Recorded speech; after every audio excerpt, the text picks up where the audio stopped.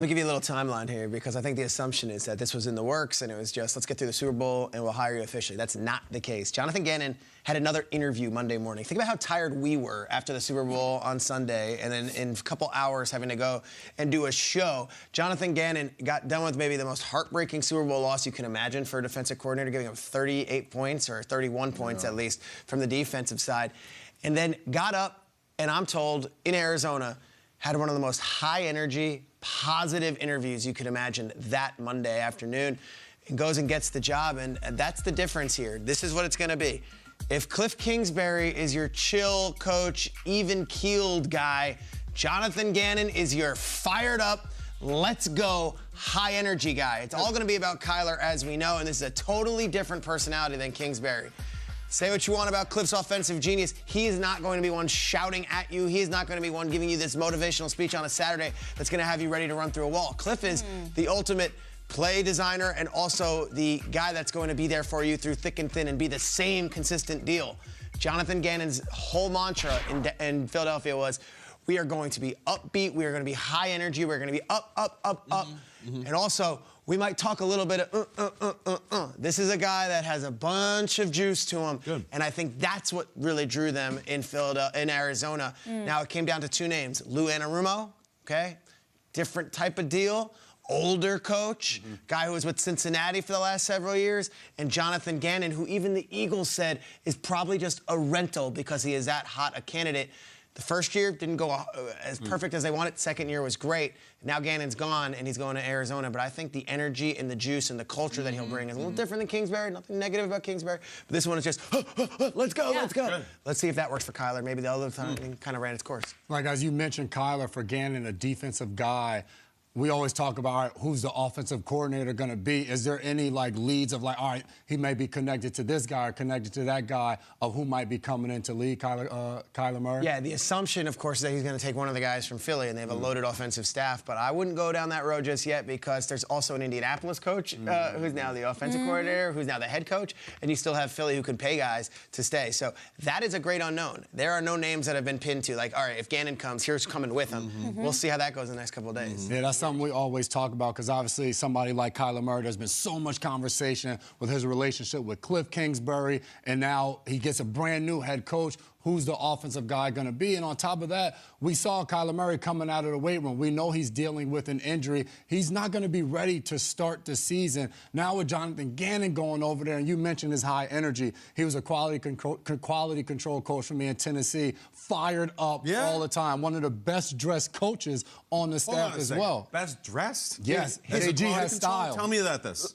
Well, Jonathan Gannon was at Louisville. He played. Had a bad hip injury. This guy has swag about him, has the energy about him. Can I give you one more nugget? Please do. His wife was like CMO at like Vogue magazine. What? Yes. And she lived in. That's the connection. Like they are a stylish, and like he is the best dressed coach on that Eagles staff.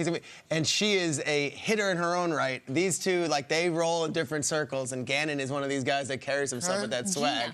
Gina Gannon. There You we had go. my curiosity. Now you have my attention. Yes. Okay. Now imagine you're getting stylish, and you're going to the mall. You're just buying this stuff off the rack. Now JG has the head coaching contract. Now it's all brands just send me all of this stuff. But now I look at him going to Arizona, and not only is the offensive coordinator important, but he's going to need somebody leading their offense until Kyler Murray is ready. And I look at a guy like Gardner Minshew.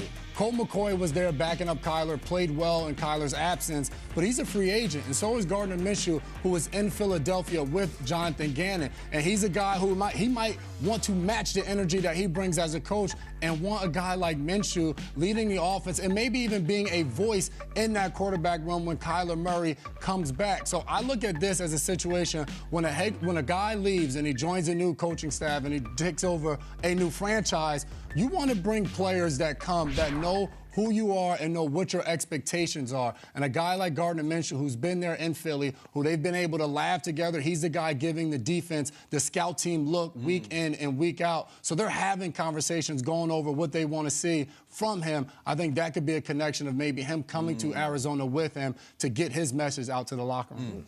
Is it true that he got on the plane and flew to Arizona at halftime of the Super Bowl? Oh, see, here we go.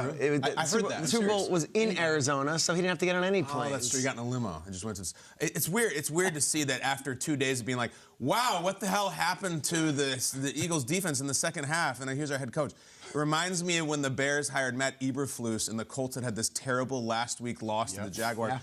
But I don't think you hold that against him too much. All I heard was anti-Cliff.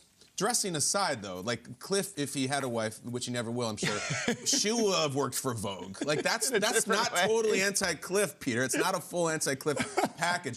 But I like that it's defense instead of offense. I like that it's higher and G instead of cell phone breaks. You guys know this. I watched like the entire in-season Hard Knocks of the Arizona Cardinals, which is a fascinating revelation. HBO did heavy lifting. Yes, they did. Making them competitive, making them interesting. That team was... Like, they just didn't have it last year, and then Kyler got hurt. So anything that is a full Control-Alt-Delete from last year, like a massive change. That team, dead.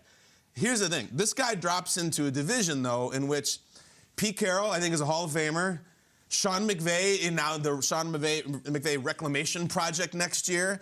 And then the Shanahan machine in San Francisco. Like, that's the guy. That's not jumping into the shallow end. That is tough going. And you have...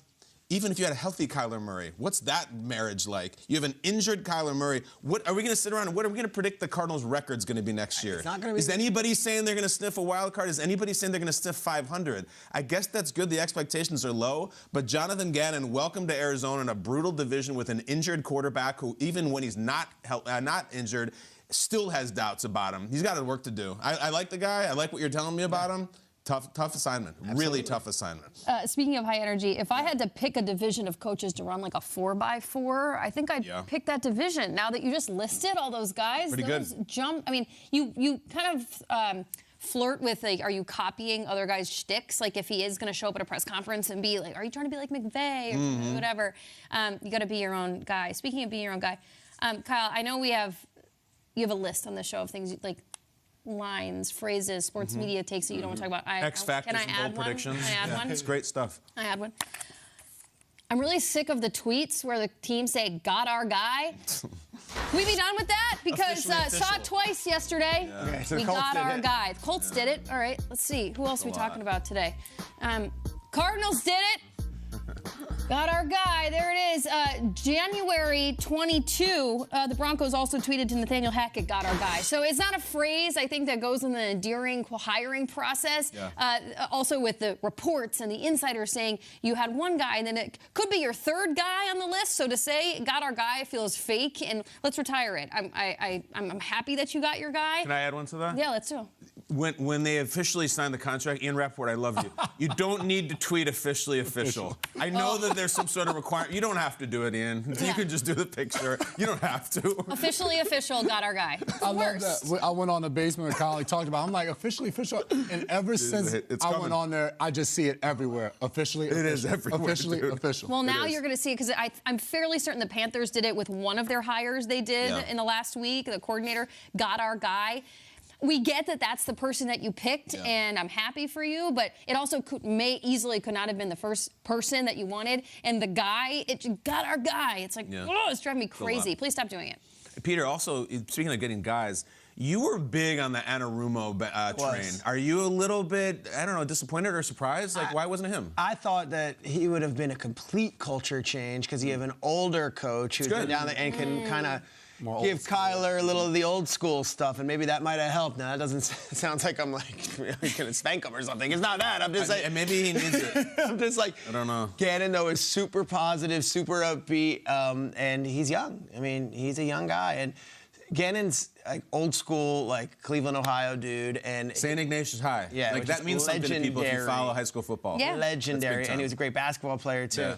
Again, Gina, marketing director at Vogue magazine. We have got ourselves a power couple in the NFL coaching circle. Oh, man. That was great. I'm so glad you guys got your guys.